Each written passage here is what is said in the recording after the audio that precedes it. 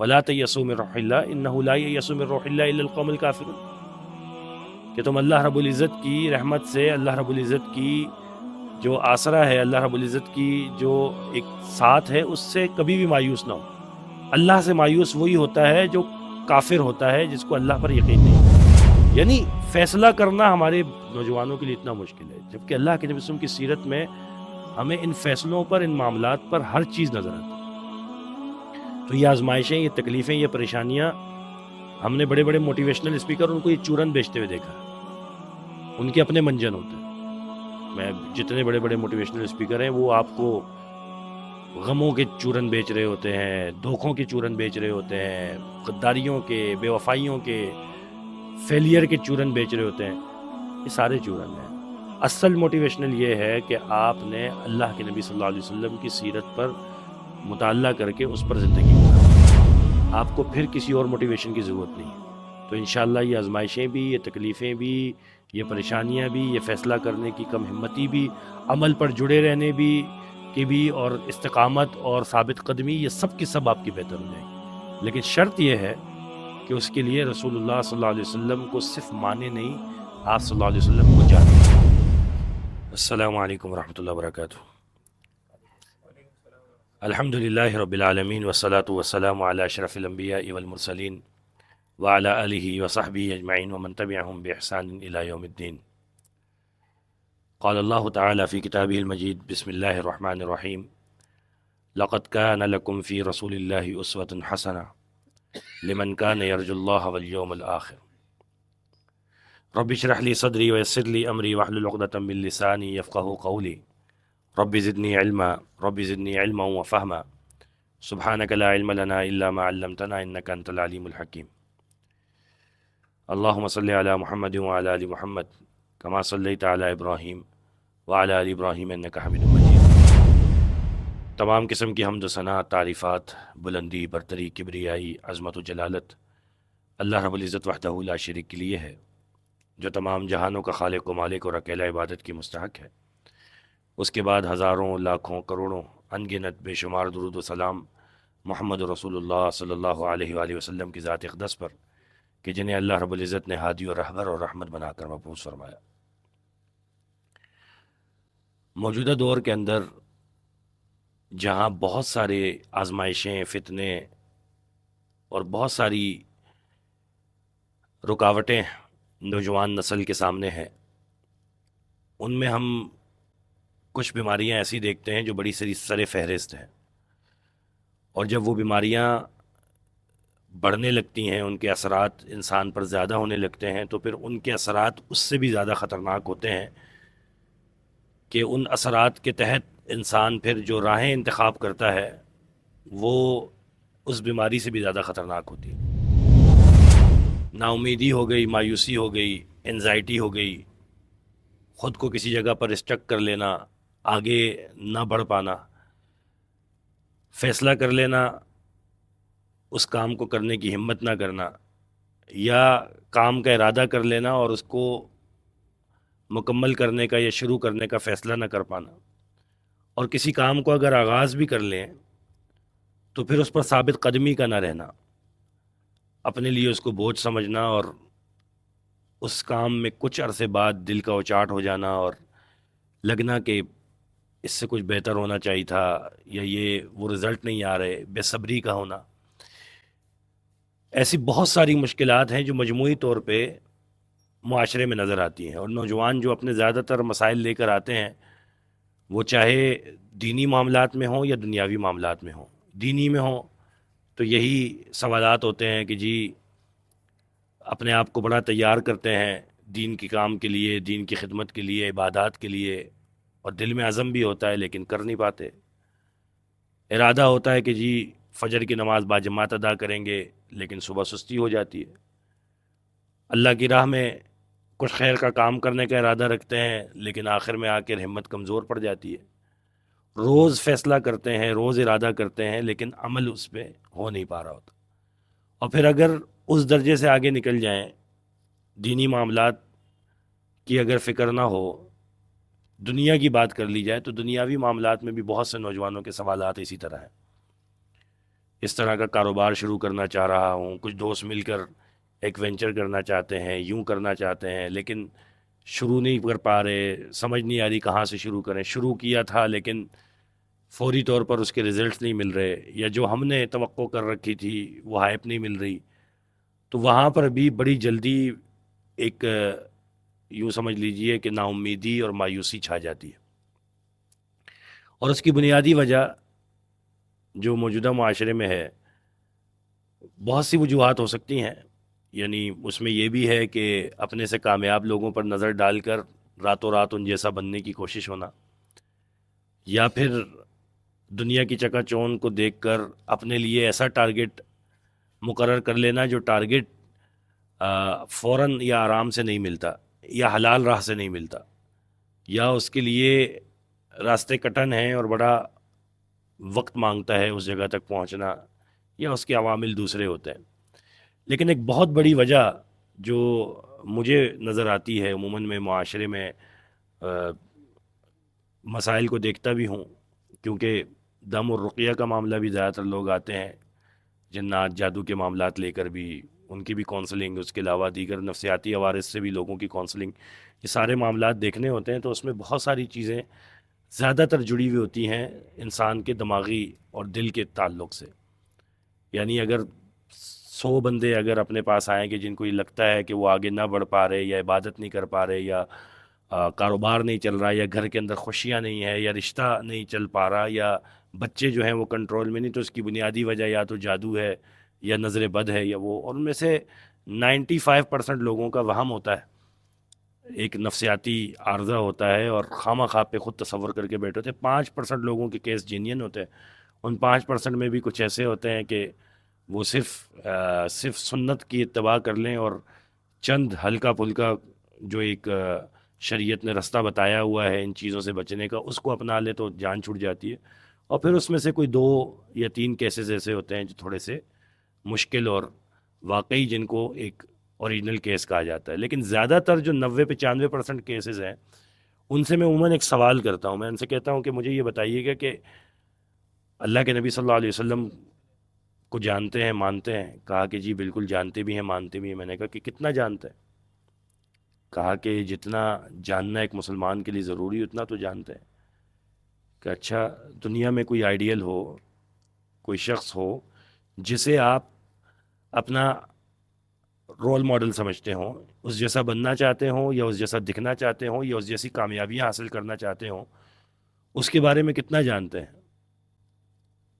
تو اگر دنیاوی حساب سے دیکھا جائے تو علماء کے بارے میں اگر کوئی بندہ چاہتا ہے کہ ان جیسی علمی شخصیت ہو، ان جیسا تقویٰ ہو، تو ان کے لیل و نہار کو دیکھتا ہے، ان کے ساتھ وقت گزارنے کی کوشش کرتا ہے، ان کی عادات کو اپنانے کی کوشش کرتا ہے، زیادہ سے زیادہ قرب چاہتا ہے۔ اور اگر دنیاوی اعتبار سے دیکھا جائے، فٹ بالر ہے، کرکٹر ہے، شوبز سے تعلق رکھنے والا کوئی بھی ایک آئیکن اس کے دماغ میں بسا ہوا ہے، تو اس کے معاملے میں اس کو پوری معلومات ہوتی ہے، وہ پہنتا کیا ہے، آج کل فیشن میں کیا انہیں ہیئر اسٹائل کون سے اپنا رہا ہے، گلاسز کون سے استعمال کر رہا ہے، گھڑی کون سی پہنتا ہے، آج سردیوں میں جیکٹس کون سے ڈیزائن کیے۔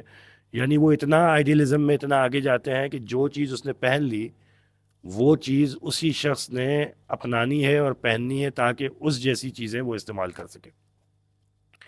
تو یہ ہمیں ایک معاشرے میں نظر آتا ہے۔ لیکن جب رسول اللہ صلی اللہ علیہ وسلم کی بات آتی ہے تو صرف سوال کیا جائے نا کہ آپ اللہ کے نبی صلی اللہ علیہ وسلم سے محبت بھی کرتے ہیں، ایمان بھی رکھتے ہیں، تو مجھے ذرا یہ بتائیے گا کہ اللہ کے نبی صلی اللہ علیہ وسلم کی شخصیت کے بارے میں صرف یہ سوال کر لوں کہ اللہ کے نبی صلی اللہ علیہ وسلم کا حلیہ مبارکہ کیا تھا؟ اگر ایک عام مومن سے جو آپ کو خواب میں بھی دیکھنا چاہتا ہے، جو آپ کو کل حشر کے میدان میں بھی دیکھنا چاہتا ہے کہ حوض کوثر کے آپ کے ہاتھوں سے پانی پیے، جو کل جنت میں بھی آپ کے ساتھ اپنا ٹھکانا چاہتا ہے، وہ اللہ کے نبی صلی اللہ علیہ وسلم کے بارے میں کتنا جانتا ہے؟ آپ کی شخصیت کے بارے میں، آپ کی زندگی کے بارے میں، آپ کے حلیہ کے بارے میں کتنا جانتا ہے؟ ہمیں جب کسی سے محبت ہوتی ہے تو ہم سب سے پہلے اس کے حلیے کو اپنے ذہن میں لاتے نا۔ میں اور آپ آپس میں جب تعلق قائم کرتے ہیں تو ہماری آنکھیں، ہمارا دماغ ہماری شکلوں سے ہمیں ریڈ کرتا ہے، اور پھر ہمارے ذہن میں وہی خاکہ رہتا ہے۔ جب کبھی زندگی کے کسی کونے پہ نام آئے گا تو وہ تصویر میرے دماغ میں ابھرے گی کہ یہ شخصیت ہیں جن سے میری رسول اللہ صلی اللہ علیہ وسلم کو ہم نے دیکھا نہیں، اس دور میں نہیں تھے، لیکن ایک خواہش تو ہے ہر مسلمان کی کہ اللہ کے نبی صلی اللہ علیہ وسلم کو دیکھیں۔ اس خواہش کے لیے بہت سے لوگ دعویٰ کر بیٹھتے ہیں کہ یہ خواب میں نظر آئے، خواب میں نظر آئے۔ ان لوگوں سے بھی میں نے سوال کیے، کئی لوگوں سے، کہ آپ کو جو اللہ کے نبی صلی اللہ علیہ وسلم خواب میں نظر آئے، جو آپ نے دیکھا، کیا حلیہ تھا؟ جی باروب شخصیت، انتہائی پروقار چہرہ، بزرگ، سفید داڑھی، پرنور چہرہ، روشنی پھوٹ رہی تھی۔ اللہ کے نبی صلی اللہ علیہ وسلم کا حلیہ یہ تو نہیں تھا۔ آپ صلی اللہ علیہ وسلم تو جب اس دنیا سے رخصت ہوئے، آپ کی داڑھی کے سامنے کے چند ایک بال سفید ہوئے تھے۔ آپ صلی اللہ علیہ وسلم کی تو یہ چھوٹی جو جس کو داڑھی کہتے ہیں نا، چھوٹی داڑھی، بچہ داڑھی جس کو کہتے ہیں، صرف اس داڑھی کے چند ایک بال سفید ہوئے تھے، اور شاید یہاں سے کچھ اکا دکا بال، باقی تو اللہ کے نبی صلی اللہ علیہ وسلم بالکل کالے بال تھے آپ کے، بڑے بڑے بال رکھے ہوئے ہیں۔ نہیں، اللہ کے نبی صلی اللہ علیہ وسلم کے تو جو بال تھے وہ تھوڑے گنگریالے پن تھا ان میں، بالکل سیدھے بال نہیں تھے۔ آپ صلی اللہ علیہ وسلم کی داڑھی بھی بالکل سیدھی نہیں تھی، اس میں گنگرالا پن تھا۔ آپ کا چہرہ مبارک، آپ کی رنگت مبارک، یہ ساری کی ساری چیزیں، جب انسان محبت کرتا ہے تو پھر اپنے آئیڈیل کے بارے میں یہ چیزیں جانتا ہے۔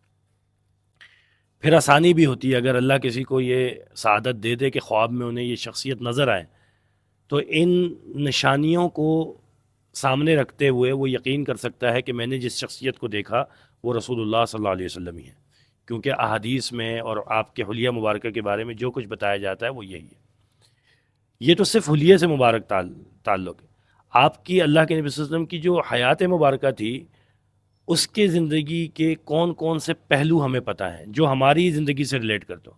ویسے تو آپ صلی اللہ علیہ وسلم کی پوری زندگی ہمارے لیے قابل عمل بھی ہے اور نمونہ بھی ہے۔ اللہ رب العزت نے اس آیت کریمہ میں اللہ کے نبی صلی اللہ علیہ وسلم کو ایک مثالی نمونہ بنایا کہ لقد کان لکم فی رسول اللہ اسوۃ حسنہ، کہ بے شک اللہ رب العزت نے اللہ کے نبی صلی اللہ علیہ وسلم کو تمہارے لیے بہترین عملی نمونہ بنا کر بھیجا۔ تو ہماری تو زندگی کا ہر پہلو، ہر ایک حصہ جو ہے وہ اللہ کے نبی صلی اللہ علیہ وسلم کی زندگی کے مطابق ہونا چاہیے، لیکن ہمیں یہ پتہ ہی نہ ہو کہ اس موقع پر، اس کیفیت میں یا اس طرح کے چیلنج میں رسول اللہ صلی اللہ علیہ وسلم کیا کرتے تھے، آپ صلی اللہ علیہ وسلم کا عمل کیا ہوتا تھا، تو ہم اس چیلنج کا مقابلہ کیسے کریں گے؟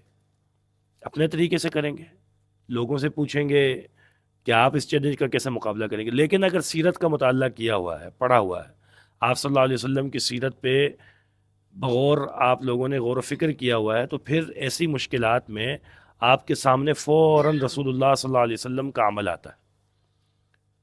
اور آج کے دور میں جہاں بے شمار مجھے نوجوانوں کو پریشانیاں دکھائی دیتی ہیں، ان میں یہ ڈر، مستقبل کا خوف، مخالفت کا خوف، پکے اور سچے دوستوں کا نہ ملنے کا خوف، باوفا لوگوں کی ارد گرد کمی، اسی طریقے سے بار بار ٹھوکریں کھانا، زخموں کا آنا، ارادوں میں فیل ہو جانا، اور اسی طریقے سے دغا بازی ان کے ساتھ ہو جانا، دھوکہ ہو جانا، کسی کا رویہ، کسی کا برتاؤ، کسی کی حقارت، الغرض مشکل تکلیفیں ہر انسان کے ساتھ لگی ہوتی ہیں، لیکن آج کا نوجوان ان چیزوں کو تولتا ہے، ناپتا ہے، اور اس کے مطابق اپنے بارے میں ایک رائے قائم کر لیتا ہے کہ میں تو بالکل ناکام ترین، اور یعنی یوں سمجھ لیجئے کہ غموں کا مارا ہوا شخصوں کے سارے غموں کو میری طرف ہی رستہ ملتا ہے، اور اس پر اس کا نقصان کیا ہوتا ہے کہ نا امیدی پیدا ہوتی ہے، مایوسی پیدا ہوتی ہے۔ اور یہ مایوسی اتنی خطرناک چیز ہے، اتنی خطرناک چیز ہے کہ اگر کسی اچھے بھلے آدمی کو تباہ کرنا ہو نا، اس کو مایوس کر دیں، چاہے دنیا کا معاملہ ہو چاہے آخرت کا معاملہ ہو۔ اگر اسے آپ نے مایوس کر دیا تو وہ پھر اس معاملے میں کبھی بھی آگے نہیں بڑھ سکتا۔ اسی اللہ رب العزت نے اس مایوسی کو کفر قرار دی۔ وَلَا تَيَأْسُوا مِن رَوْحِ اللَّهِ إِنَّهُ لَا يَيْأَسُ مِن رَوْحِ اللَّهِ إِلَّا الْقَوْمُ الْكَافِرُونَ، کہ تم اللہ رب العزت کی رحمت سے، اللہ رب العزت کی جو آسرا ہے، اللہ رب العزت کی جو ایک ساتھ ہے، اس سے کبھی بھی مایوس نہ ہو۔ اللہ سے مایوس وہی ہوتا ہے جو کافر ہوتا ہے، جس کو اللہ پر یقین نہیں۔ چند ایک مشکلات جو اللہ کے نبی صلی اللہ علیہ وسلم کی زندگی میں ہے، بترتیب ان کو ذکر کرتا ہوں۔ ان مشکلات کی جو تعداد ہے اور مشکلات کس پیمانے کی، ان کو سامنے رکھیں اور اندازہ لگائیں کہ ان سب کے بعد اللہ کے نبی صلی اللہ علیہ وسلم کا تعلق اللہ کے ساتھ کیسا تھا، لوگوں کے ساتھ کیسا تھا، معاشرے کے ساتھ کیسا تھا۔ لیکن سب سے پہلی آزمائش کیا ہے؟ رسول اللہ صلی اللہ علیہ وسلم کی پیدائش ہوتی ہے یتیمی کی حالت میں۔ آپ کی پیدائش سے کچھ ماہ قبل ہی آپ کے والد کا انتقال ہو جاتا ہے، اور یتیمی ایک ایسا داغ اور ایک ایسا دبا ہے یا ایک ایسی آزمائش ہے کہ اس کو صرف یتیم ہی محسوس کر سکتا ہے۔ جیسے اللہ رب العزت نے ماں باپ عطا کیے ہوں نا، اور اس نے ان کے ناز نخرے اٹھائے ہوں والدین نے، اور نظروں کے سامنے بڑا کیا ہو، اس نے اپنی نظر میں زندگی میں اپنے والدین کے چہرے کو بسایا ہو، ان کے ساتھ وقت بسر کیا ہو، وہ یتیمی کے درد کو محسوس نہیں کرتا۔ یتیمی ایک ایسا معاملہ، خاص طور پہ عرب کے معاشرے میں یتیمی ایک بہت بڑا معاملہ تھا۔ یعنی آپ اس سے اندازہ لگا لیں کہ جب حلیمہ سعدیہ اپنے لیے کوئی بچہ رضاعت کے لیے لینے آئی تھی، عرب کے ارد گرد کے قبائل میں یہ عادت تھی کہ وہ ان کی خواتین جو قبائل میں رہنے والی، گاؤں دیہات میں رہنے والی، وہاں کا ماحول خالص ہوتا تھا، زبان خالص ہوتی تھی، اشیاء کھانے پینے کی خالص ہوتی تھی، ملاوٹ نہیں ہوتا تھا، ثقافت خالص ہوتی تھی، تو وہ لوگ عرب یہ پسند کرتے تھے کہ ان کا بچہ اپنی زندگی کے ابتدائی سال اس جگہ پر گزارے تاکہ اس کی جسمانی نشو و نما بھی بہترین ہو، اور اپنی زبان کے اندر اس کی وہ الفاظ بھی شامل ہوں جو ہمارے اصل زبان کے الفاظ۔ تو حلیمہ سعدیہ بھی اسی ارادے سے آئی کہ شہر میں جا کر کسی بچے کو لیتی ہوں، اس کے عوض جو ملے گا، پہلی مرتبہ کسی مقصد کے لیے آئی تھی، اس سے پہلے تو ان کے معاملات اچھے چل رہے تھے، اس بار قحط سالی زیادہ تھی، جو مال مویشی کا معاملہ تھا وہ بھی بڑا کٹن میں تھا، تو انہوں نے کہا چلیں اس طریقے سے چلی جاتی۔ آپ آئی ہیں، سب سے لیٹ پہنچی ہیں اللہ کے نبی صلی اللہ علیہ وسلم کے گھر کے دروازے پر۔ جب پتہ چلا کہ یتیم بچہ ہے تو گزر گئی، معلومات لی تو پتہ چلا کہ جتنی سہیلیاں اور جتنے لوگ ساتھ آئے تھے وہ سب اس دروازے سے ہو کر گزرے ہیں، اور یتیم کا سن کر انہوں نے دوسرے دروازے چن لیے، سب کو بچے مل گئے، اب آخری آپشن یہی ہے، یا تو خالی جاؤں جو اتنا لمبا سفر کر کے آئی ہوں، یا پھر اسی بچے کو لے لوں۔ اب اس بچے کو لینا ہے تو گھاٹے کا سودا ہوگا۔ سوچ یہ ہوتی تھی کہ والد نہیں ہے تو جو اجرت ہے وہ اس طرح کی نہیں ملے گی، جب والد ہوگا، اچھا کمانے والا ہوگا تو وہ اجرت اچھی دے گا، ایک یتیم بچے کے لیے کیا ملے گا۔ آ گئیں، اور وہ کہتے ہیں نا کہ مجبوری کا نام شکریہ، مجبوری تھی، اللہ کے نبی صلی اللہ علیہ وسلم کو لے لیا، اور حیران کے طور پر وہی اجرت ان کے لیے طے ہوئی جو دیگر بچوں کے لیے لوگوں نے طے کی، اللہ کے نبی صلی اللہ علیہ وسلم کی والدہ نے وہی اجرت ان کو بھی دی۔ یہاں بھی ان کو نقصان نہیں ہوا، لیکن اصل ان کو پھر فائدے شروع ہوئے جب اللہ کے نبی صلی اللہ علیہ وسلم کو لے کر واپس جانے لگی۔ وہ مردار اور بالکل لاغر گدی جس پر وہ بیٹھ کر آ رہی تھی، اور رستے میں لوگ ان سے تنگ آ کر ان کو چھوڑ کر آگے نکل گئے کہ اس کے چکر میں رہے تو ہم رہ جائیں گے، واپسی پہ سب سے سپیڈ کے ساتھ وہ گدی بھاگ رہی تھی۔ گھر کے حالات تبدیل ہوئے، ماحول تبدیل ہوئے، لالچ ایسی دل میں آئی کہ اللہ کے رسول کو 2 سال کے لیے رکھنا تھا، مزید بہانہ کر کے اللہ کے رسول کی والدہ سے مزید اپنے پاس اور روکا کہ یہ بچہ تھوڑا سا نازک مزاج ہے، حساس ہے، مجھے لگتا ہے کہ شہر کی ہوائیں اسے جلدی اپنی لپیٹ میں لے لیں گی، تو آپ کچھ عرصہ مجھے اور دیں تاکہ میں انہیں سنبھالوں۔ وہ برکات تھی جو اللہ کے نبی صلی اللہ علیہ وسلم کی وجہ سے ان کو ملتی تھی، وہ لالچ تھی۔ تو یہ یتیمی اللہ کے نبی صلی اللہ علیہ وسلم نے دیکھی، آپ یتیمی کی حالت میں پیدا ہوئے، آپ کے والد نہیں تھے جب آپ دنیا میں آئے۔ پھر آپ صلی اللہ علیہ وسلم کا جو سہارا بنا، آپ حلیمہ سعدیہ کے پاس گئے، وہاں وہ شق صدر کا سینہ چاک کرنے کا واقعہ ہوا، وہ ڈر گئی، انہوں نے آپ کو واپس اپنی والدہ کے پاس بھیجا۔ 4 سال کی عمر سے کچھ عرصہ ہوا تھا، پھر اپنی والدہ کے پاس آ گئے۔ 6 سال کی عمر میں آپ کی والدہ بھی انتقال کر جاتی۔ تصور کریں کہ ایک ماں اپنے بچے کو لے کر اپنے ننیال گئی ہو، مکہ سے مدینہ کا سفر، آپ کا ننیال مدینہ میں تھا اللہ کے رسول کا، اور وہاں سے اپنی ایک غلام عورت اور نوکرانی کہہ لیں، اللہ کے نبی صلی اللہ علیہ وسلم کو ساتھ لی اور خود ساتھ ہیں، اور ایک قافلے کے ساتھ نکلتی ہیں، اور رستے میں اس سفر کے اندر اللہ کے نبی صلی اللہ علیہ وسلم کی والدہ کا انتقال ہو جاتا ہے۔ 6 سال کا بچہ جس کی ساری دنیا ایک ماں میں سمیٹی ہوئی تھی، والد تو تھا نہیں، تو ایک ماں ہی تھی جس میں ماں اور باپ دونوں کا پیار تھا، وہ ماں آنکھوں کے سامنے انتقال کرتی ہے۔ اس بیابان کے اندر، بوانہ کے علاقے میں جو ہے وہ، وہاں پر ابوا کے علاقے میں آپ کی والدہ کو دفن کر دیا جاتا ہے، اور پھر اللہ کے نبی صلی اللہ علیہ وسلم وہ 6 سال کے بچے تن تنہا، اب نہ ماں ہے نہ باپ ہے، آ جاتے ہیں دادا کی کفالت میں۔ دادا کی کفالت میں ہے، کچھ ہی عرصہ دادا کے ساتھ رہے، دادا کا انتقال ہو جاتا ہے۔ دادا نے بھی بھرپور محبت کی، اپنی اولاد سے بڑھ کر اتنی قربت، اتنی محبت کبھی کسی کے ساتھ نہیں کی جو اللہ کے نبی صلی اللہ علیہ وسلم کے ساتھ کی، اور اگر اللہ کے نبی صلی اللہ علیہ وسلم کے علاوہ کسی سے اتنی محبت کی تو آپ کے والد عبداللہ کے ساتھ یہ محبت. لیکن وہ عرصہ بھی زیادہ عرصہ نہیں رہا، آپ کے دادا انتقال کر جاتے ہیں، آپ پھر بے یار و مددگار. ایک بچہ ہے جس کا جو سہارا بنتا ہے، باپ پیدائش پہ نہیں، والدہ 6 سال کی عمر میں چھوڑ گئی، پھر دادا نے سرپرستی دی، دادا چلے گئے، اب آپ چچاؤں کے حوالے ہیں، ابو طالب آپ کی کفالت لیتے ہیں. اللہ کے نبی صلی اللہ علیہ وسلم کا دیگر بچوں کی طرح کیا پڑھنے کا شوق نہیں ہوگا؟ دیگر بچے جو اس وقت علم حاصل کرتے تھے کہ آپ کا شوق نہیں ہوگا؟ کیا وجہ ہے کہ رسول اللہ صلی اللہ علیہ وسلم نے لکھائی پڑھائی اور یہ تعلیم میں اس وقت نہیں گزارا؟ کیونکہ آپ خوددار تھے. آپ نے اپنے چچا ابو طالب کی جو کیفیت دیکھی اور ان کے اوپر جو یہ بوجھ دیکھا. اپنے بچے زیادہ تھے ابو طالب کے، ابو طالب کی اپنی اولاد بھی زیادہ تھی، تو پھر اللہ کے نبی صلی اللہ علیہ وسلم کی کفالت بھی وہ ذمہ لے رہے ہیں. تو اللہ کے نبی صلی اللہ علیہ وسلم نے بچپن سے ہی، چھوٹی سی عمر سے ہی لوگوں کی بکریاں چرانا شروع کر دی، کچھ دینار کچھ اجرت کے عوض میں. اللہ کے نبی صلی اللہ علیہ وسلم مکہ کے لوگوں کی بکریاں چرایا کرتے تھے خودداری کی بنیاد پر کہ میں اپنے چچا پر بوجھ نہ بنوں. اس وجہ سے تعلیم سے بھی دور رہے. آپ صلی اللہ علیہ وسلم نے کم عمری میں یہ کام تعلیم کا شروع کیا. پھر اللہ کے نبی صلی اللہ علیہ وسلم جوں جوں جوانی کی طرف بڑھے، ایک اچھا دور آتا ہے، آپ اچھے تاجر بنتے ہیں، عرب کے اندر، مکہ کے اندر آپ کا نام ہوتا ہے. مکہ کے لوگ بغیر بولے، بغیر طلب کیے، بغیر اللہ کے نبی صلی اللہ علیہ وسلم کوئی کمپین چلائے آپ کو صادق و امین مانتے ہیں. آپ کے فیصلوں میں صرف شامل ہونے پر راضی ہو جاتے ہیں کہ یہ فیصلہ اگر انہوں نے کیا ہے تو بہترین. آپ نے واقعات سنے ہیں، حجر اسود کو رکھنے کا واقعہ ہو یا دیگر واقعات ہو.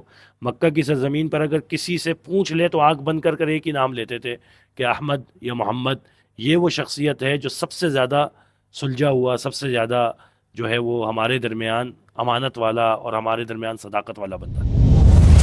تو 40 سال ایک بندہ اپنی ساکھ بنائے، اپنے آپ کو کسی جگہ منوائے ہے، اور اس جگہ پہ اس بندے کا نام بھی ہو جائے، اور یک دم وہ سارا کا سارا معاشرہ جانی دشمن بن جائے، آپ کے نام کو بگاڑنے لگے، آپ کو پاگل، دیوانہ، مجنوں کہنے لگے، آپ پر پتھر برسانے لگے، آپ کے ساتھ کے دوستوں پر آپ کی نظروں کے سامنے تکلیفیں، اذیتیں دینے لگے، آپ کی باتوں کو سن کر کانوں میں انگلیاں ڈالنے لگے، اور آپ کو آتا دیکھ کر جملے کسنے لگے، اور آپ کی دعوت کے درمیان چیخنے چلانے لگے، سیٹیاں بجانے لگے، تالیاں بجانے لگے، جیسے کسی پاگل اور مجنون کے ساتھ رویہ ہوتا ہے.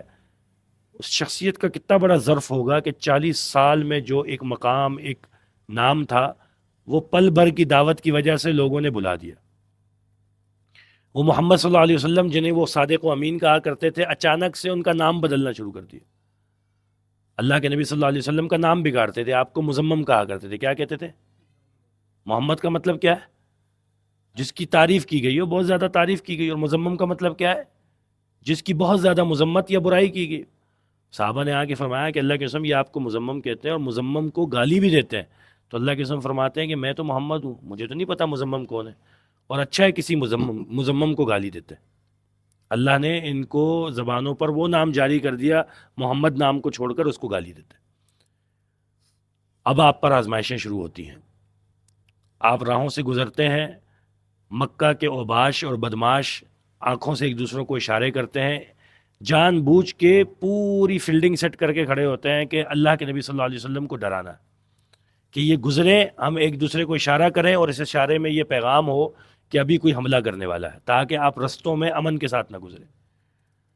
آپ دعوت پہ جاتے ہیں، آپ کو دھتکارا جاتا ہے، آپ کی دعوت کو رد کیا جاتا ہے، مذاق بنایا جاتا ہے. اللہ کے نبی صلی اللہ علیہ وسلم کے دوستوں کو، قریبی صحابہ کرام کو نظروں کے سامنے تکلیف دی جاتی ہے. اللہ کے نبی صلی اللہ علیہ وسلم کو کتنا کرب اور تکلیف گزرتی ہوگی جب آل یاسر کو گزرتا دیکھتے ہوں گے، دھوپ میں بندھے ہوئے ہیں اور ابو جہل کوڑے برسا رہا ہے.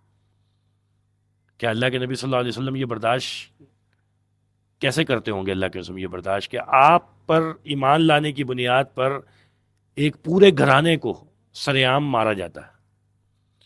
کیا بلال کے جسم پر بڑے بڑے پتھر اور سخت گرم چٹانوں پہ لیٹا ہوا نہیں دیکھا ہوگا رسول اللہ صلی اللہ علیہ وسلم نے؟ دیگر صحابہ کرام کو تکلیف دیتے ہوئے نہیں دیکھا ہوگا؟ یہ ساری تکلیفیں رسول اللہ صلی اللہ علیہ وسلم نے سہی.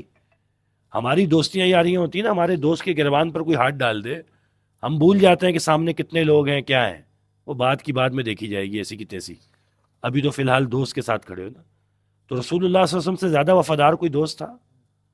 جب آپ کے دوستوں کے ساتھ یہ معاملہ ہوتا تھا تو کس کرب اور کس اذیت سے گزرتے ہوں گے، کس طرح صبر کرتے ہوں گے.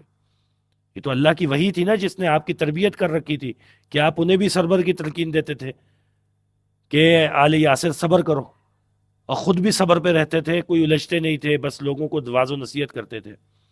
پھر صرف یہی نہیں، آپ نے یہاں نبوت کا اعلان کیا، ابو لہب کے گھر میں آپ کی 2 بیٹیوں کے رشتے ہوئے تھے، نکاح ہوا تھا.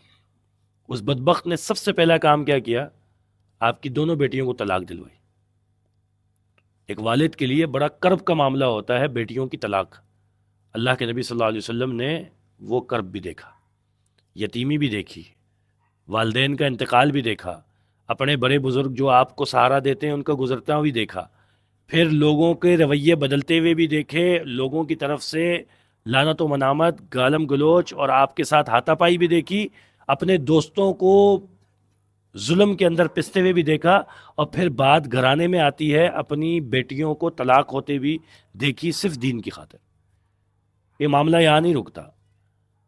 طائف کا میدان آپ کے سامنے ہے، طائف جاتے ہیں، دعوت دیتے ہیں، واپس آتے ہیں، جسم کا کوئی حصہ نہیں ہے جو زخمی نہ ہو، چل رہے ہیں اور آپ کے خون سے آپ کی چپل چپچپا رہی ہے، اتنا جسم سے خون بہہ رہا. اللہ کے نبی صلی اللہ علیہ وسلم نے یہ تکلیفیں بھی اٹھائی. اللہ کے نبی صلی اللہ علیہ وسلم نے ہر ایک تکلیف اٹھائی. اتنی تکلیفیں ہیں کہ میں چند ایک آپ کے سامنے ذکر کر رہا ہوں ترتیب وار، اس کے علاوہ بے شمار تکلیفیں، لوگوں کے جملے، لوگوں کے تانے، سازشیں، کیا کچھ نہیں. لیکن آپ کا نہ اللہ کے ساتھ تعلق کبھی شکوے والا ہوا، نہ ان تکلیفوں سے لوگوں کے ساتھ تعلق کبھی خراب ہوئے. کبھی کسی صحابی نے یہ نہیں کہا کہ میں اللہ کے نبی صلی اللہ علیہ وسلم کے پاس آیا اور اللہ کے نبی صلی اللہ علیہ وسلم نے مجھے جھڑک دیا. اللہ کے نبی صلی اللہ علیہ وسلم کسی پریشانی میں ہوں گے، کسی تکلیف میں ہوں گے تو مجھے ڈانٹ دیا. بلکہ آپ کے خادمین کہتے ہیں کہ 10 سال اللہ کے نبی صلی اللہ علیہ وسلم کی خدمت کی ہے، اور اس خدمت کے درمیان اللہ کے نبی صلی اللہ علیہ وسلم نے کبھی یہ بھی نہیں کہا کہ یہ کام میں نے ایسا کہا تھا تو ایسا کیوں نہیں کیا، یا کہ یہ کام یوں کیا ہے تو کس سے پوچھ کے کیا. 10 سال اپنے خادم کے ساتھ آپ کا وقت گزرا. وہ یہ بیان کرتے ہیں، راہ چلتا آدمی آپ سے سوال کر لے، مکہ کے اندر آپ کے اوپر اوجڑیاں ڈالی جاتی ہیں. تصور کریں نا، اللہ کے نبی صلی اللہ علیہ وسلم کے پسینے کو صحابہ کرام بوتلوں میں بھرتے تھے، اس جیسی خوشبو لوگوں نے نہیں سنی، کبھی نہیں سونگھی ہوگی. آپ کے جسم کو ٹچ کریں تو رسول اللہ صلی اللہ علیہ وسلم کے ہاتھوں کو ٹچ کرنے والے کہتے ہیں ہم نے روم اور شام اور فارس کی قالینیں دیکھی تھی، ان کی دبیز قالینیں اور مخمل کے کپڑے دیکھے تھے، مگر اتنا نرم ہاتھ ہم نے کبھی محسوس نہیں کیا، ان قالینوں میں کبھی یہ نرمی محسوس نہیں کی. ایسی شخصیت، ایسی ذات، خوشبوؤں کے محور. آپ سجدے میں جائیں اور 3-4 دن پرانی اونٹ کی سڑی ہوئی اوجڑی آپ پر لا کر لاد دی جائے بدبو سے بھری ہوئی، آپ تصور کریں کیا کیفیت ہوگی. اللہ کے نبی صلی اللہ علیہ وسلم کی جو خوشبوؤں کے محور ہیں، آپ خانہ کعبہ میں آپ کی گردن میں چادر ڈال کے لپیٹ دی جاتی ہے، لپیٹ اتنی کس دی جاتی ہے کہ اللہ کے نبی صلی اللہ علیہ وسلم کی رگیں تک پھول جاتی ہیں، اور سیدنا ابو بکر صدیق رضی اللہ تعالیٰ آ کے چھڑاتے ہیں اور آ کے کہتے ہیں کہ تقتلون رجلا یقول ربی اللہ، کیا تم صرف اس بنیاد پر ایک شخص کو قتل کرنا چاہتے ہو جو یہ کہتا ہے کہ میرا صرف اللہ رب ہے. یہ ساری تکلیفیں رسول اللہ صلی اللہ علیہ وسلم نے دیکھی، لیکن نہ ان تکلیفوں نے اللہ کے ساتھ تعلق کبھی کمزور کیا، زبان پہ شکوہ آیا، نہ لوگوں کے ساتھ رویے کو کبھی خراب کیا، نہ آپ اپنے کبھی کسی مشن سے رکے. کوئی ایک فیصلہ، کوئی ایک مشن ایسا ہو کہ جو اللہ کے نبی صلی اللہ علیہ وسلم پر آزمائش کے موقع پر وہ آیا ہو اور اللہ کے سم اس مشن سے رک گیا ہو، کبھی نہیں. کوئی ایک مشن بھی نہیں، کوئی ایک ارادہ بھی نہیں. جو فیصلہ کر لیا آپ صلی اللہ علیہ وسلم نے مکمل کیا. اللہ کے ساتھ تعلق کیسا ہے؟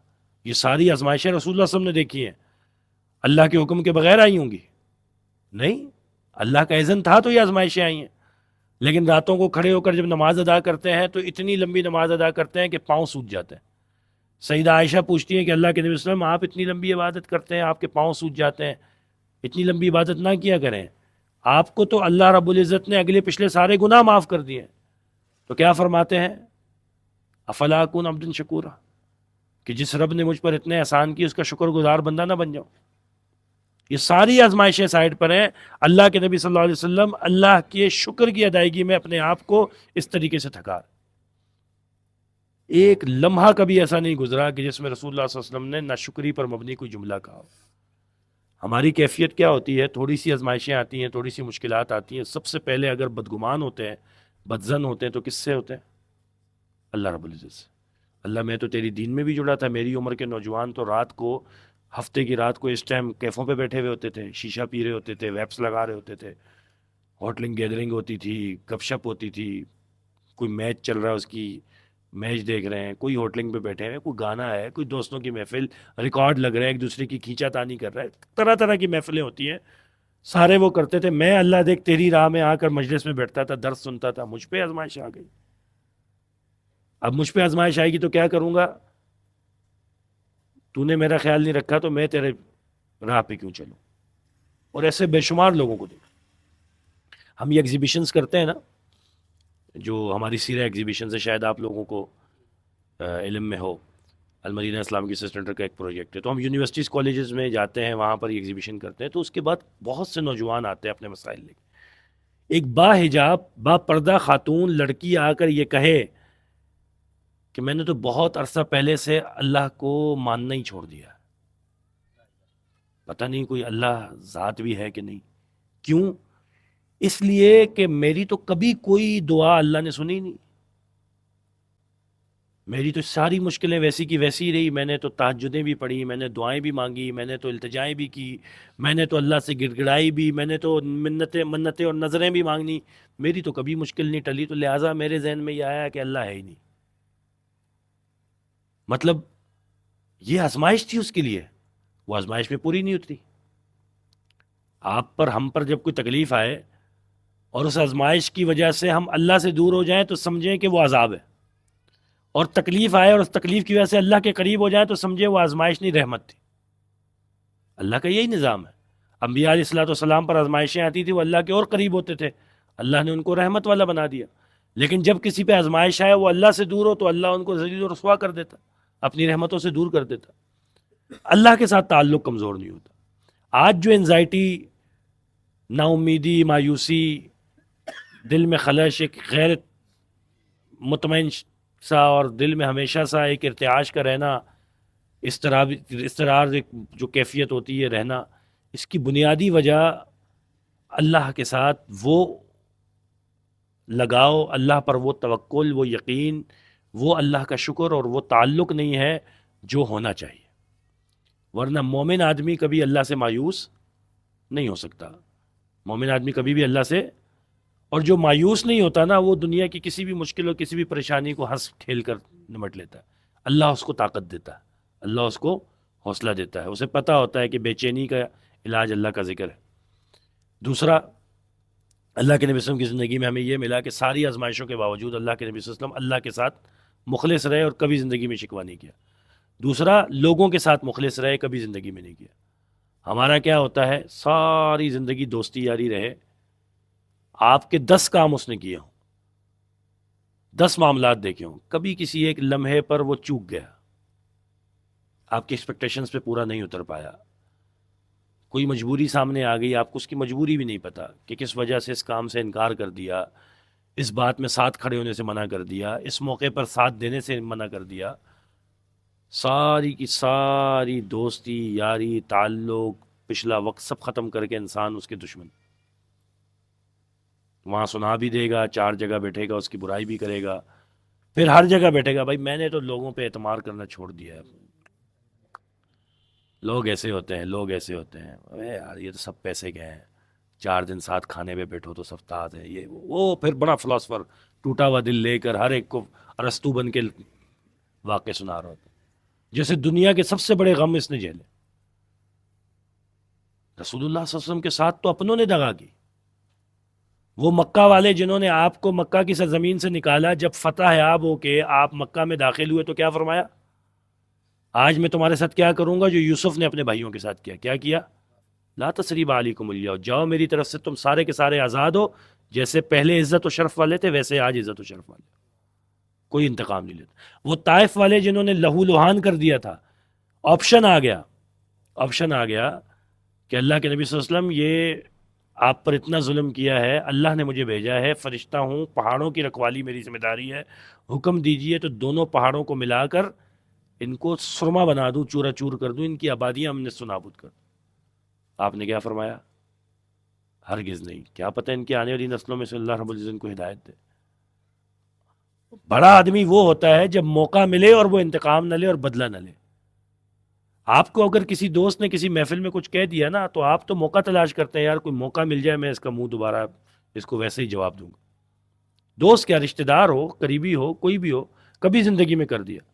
انسان اس وقت تک تلملاتا رہتا ہے، وہ تکلیف میں مبتلا رہتا ہے کہ یار بس ایک مرتبہ موقع مل جائے، جو جس لہجے میں اس نے مجھ سے بات کی تھی نا اس سے گندے لہجے میں اس سے بات کرنی، اس کو اس کی اوقات یاد دلانی۔ یہ ظرف کب آئے گا؟ جب ظرف ہم اللہ کے نبی صلی اللہ علیہ وسلم کا دیکھیں گے، اپنے نبی کا ظرف دیکھیں گے تو ہمیں پتہ چلے گا ظرف ہوتا کیا۔ پھر مشنز کی بات کر لیتے ہیں۔ کون سے مشنز ہیں جو اللہ کے نبی صلی اللہ علیہ وسلم نے روکے ہوں؟ کوئی ایک مشن بتا دیں کہ کمزوری مشکلات کی وجہ سے۔ حدیبیہ کا واقعہ آپ نے پڑھا؟ کیسا وقت تھا؟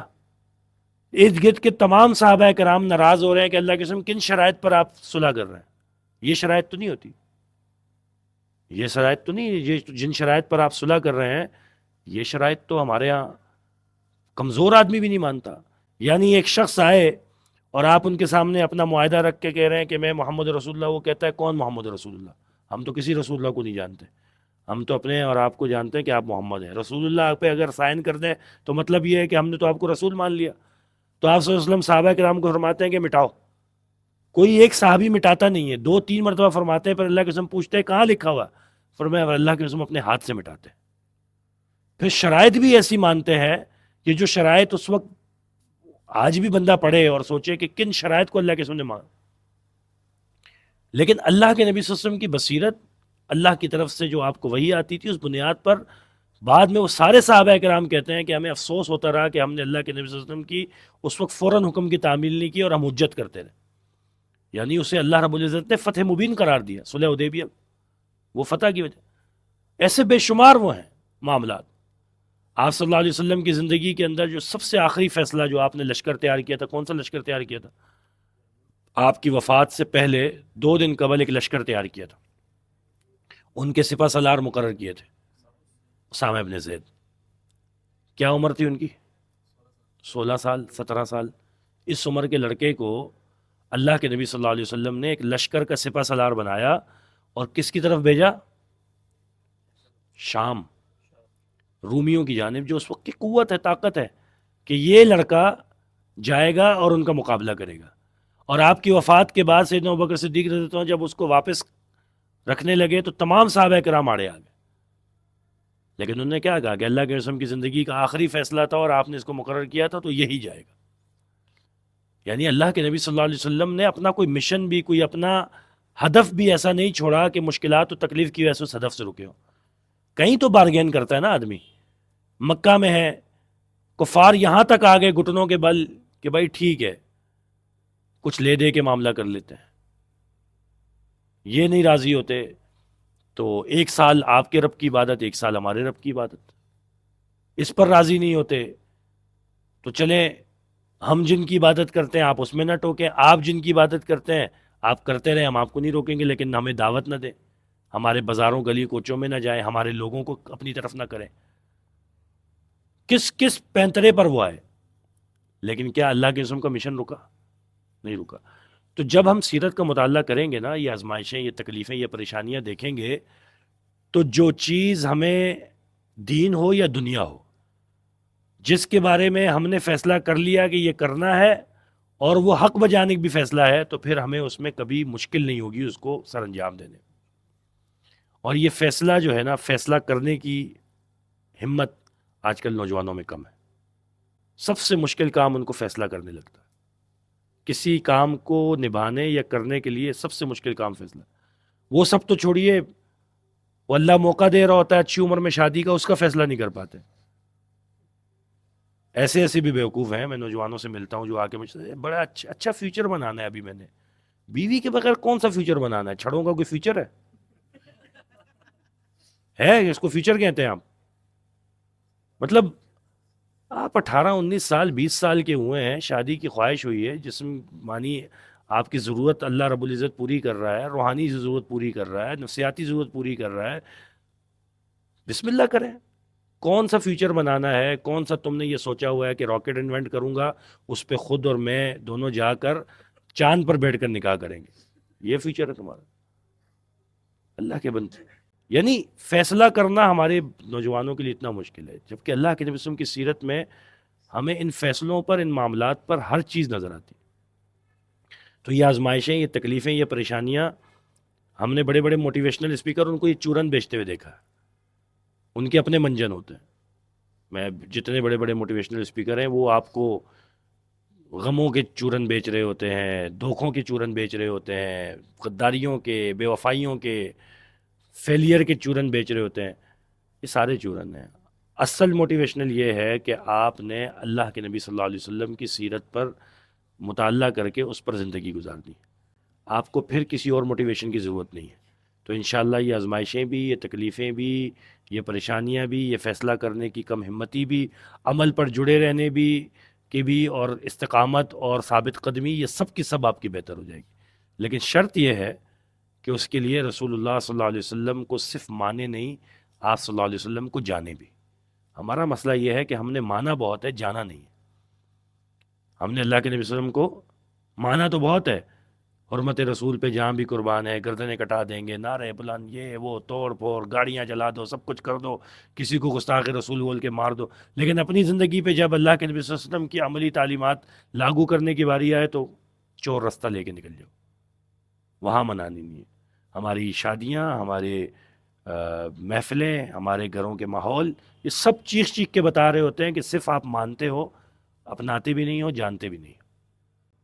سارے راز کھول دیتے ہیں ہماری یہ محفلیں، ہمارے یہ عادتیں، اتوار، سب پتہ چل جاتا ہے کہ کتنا رسول اللہ صلی اللہ علیہ وسلم کو ماننے والے اور ان کو اپنانے والے۔ تو سچے ہو کر، مخلص ہو کر، کم از کم اتنا مخلص تو ہوں کہ رسول اللہ صلی اللہ علیہ وسلم کے مخلص ہو جائے۔ تو اس مخلص کو ہو کر جب اخلاص کے ساتھ اللہ کے رسول کی سیرت کو پڑھیں گے، مطالعہ کریں گے، آپ کی آزمائشوں اور تکلیفوں کو سامنے رکھیں گے۔ میں صرف آزمائشوں اور تکلیفوں کی باتیں کر رہا ہوں، اور تو بہت ساری چیزیں اللہ کے رسول کی زندگی میں صرف آزمائشوں اور تکلیفوں کو اس لیے رکھ رہا ہوں کہ نوجوانوں کو بڑی جلدی، آج کل کے ہم فارمی ہو گئے نا، تو ہم فارمی جو جنریشن ہے نا، ان کو یہ تکلیفیں، پریشانیاں بڑی جلدی پریشان کر دیتی ہے۔ جو پہلے کے دور کے اندر بندہ گر کر کپڑے جھاڑ کر کھڑا ہو جاتا ہے نا، اس پہ آپ اسپتال میں ایڈمٹ ہو جاتا، ایسے فارمی ہو گئے۔ تو وہ جو معاملات ہیں ان کو اپنے مضبوط کریں، اللہ کے رسول کی سیرت کے ساتھ جڑیں۔ آپ کی زندگی کا ہر ایک پہلو قابل عمل ہے، قابل اقتداء ہے، قابل تقلید ہے، اور آپ کی زندگی کا ہر ایک لمحہ اور ایک پہلو عملی نمونہ ہے جس پر ہم نے چلنا ہے اور ہماری کامیابی کا ذریعہ ہوگا۔ اللہ رب العزت ہمیں صحیح معنی میں دین کو سمجھنے، رسول اللہ صلی اللہ علیہ وسلم کی سیرت کو پڑھنے، اس کو اپنی زندگیوں پہ لاگو کرنے کی توفیق عطا فرمائے۔ جزاک اللہ۔ صبر کی دعا مانگنی چاہیے نہیں مانگنی چاہیے؟ بالکل مانگنی چاہیے۔ کیا دعا ہونی چاہیے ہماری؟ بہت سی دعائیں ہم لوگ کیسے صبر کی وجہ سے ہمیں صبر عطا کرے اللہ تعالیٰ۔ ہاں، یہ بھی دعائیں ہیں اور بھی بہت ساری ہیں۔ صبر کو حاصل کرنے کے طریقے بھی ہیں۔ یا ایھا الذین آمنوا استعینوا بالصبر والصلاۃ، صبر کے یہ نماز کا طریقہ بھی ہے، اللہ کا ذکر بھی ہے، اور پھر انبیاء علیہ الصلوۃ والسلام کی جو دعائیں ہیں، خاص طور پہ جو آپ کو یعقوب علیہ السلام کی دعا ہے نا، انما اشکو بثی وحزنی الی اللہ، یہ دعا بڑی اہم دعا ہے۔ خاص طور پہ جب ان کو اپنے بیٹے کی خبر ملتی ہے کہ بھیڑیا کھا گیا، اور پھر اس کے بعد اور خبریں ملتی ہیں، تو انہوں نے کوئی شکوہ نہیں کیا، بلکہ اس میں کیا کہا کہ میرا تو رونا، میرا ساری کی ساری التجائیں، میرے سارے غم کس کی طرف ہیں؟ اللہ کی طرف ہے۔ یہ صبر کی دعا ہے۔ تو صبر کے لیے یہ ہے کہ اللہ رب العزت کے ساتھ تعلق قائم ہو اور اللہ سے پکارا جائے، اللہ کو ہی مانگا جائے، اللہ خود صبر دے دیتا ہے۔ تمام انبیاء علیہ السلام کی یہی دعوت ہے، جیسے ربنا ظلمنا انفسنا وان لم تغفر لنا وترحمنا، یہ بھی نبیوں کی دعائیں ہیں۔ اسی طریقے سے لا الہ الا انت سبحانک انی کنت من الظالمین، یہ بھی نبی کی دعا ہے۔ اسی طریقے سے ربی انی مسنی الضر وانت ارحم الراحمین، یہ بھی نبی کی دعا ہے۔ ایسی بے شمار دعائیں جو صبر ہی کو مانگتی ہے اللہ سے، کہ اللہ تیری راہ پر ثابت قدم رہے اور تو ہی صبر دے سکے۔ جیسے بھی آپ نے تذکرہ کیا کہ ودوا لو تدہنون فیدہنون، اللہ کے رسول صلی اللہ علیہ وسلم سے کہا گیا تھا کہ آپ تھوڑی سی نرمی اختیار کر لیں، اپنی عبادات آپ کریں، جی اور ہمیں اپنی عبادت کرنے دیں۔ جی جی جی تو اس حوالے سے ایک ذہن میں سوال آ رہا ہے کہ یہ جو عرب ممالک نے ابراہیم اکارڈس کا وہ جو ایک سلسلہ شروع کیا تھا، تو اس حوالے سے پھر کیا نظریہ جو ہے نا وہ ظاہر سی بات ہے رہنمائی فرمائیں؟ یہ تو باقاعدہ عرب ممالک سے شروع نہیں ہوا، ان کے آقاؤں سے شروع ہوا ہے.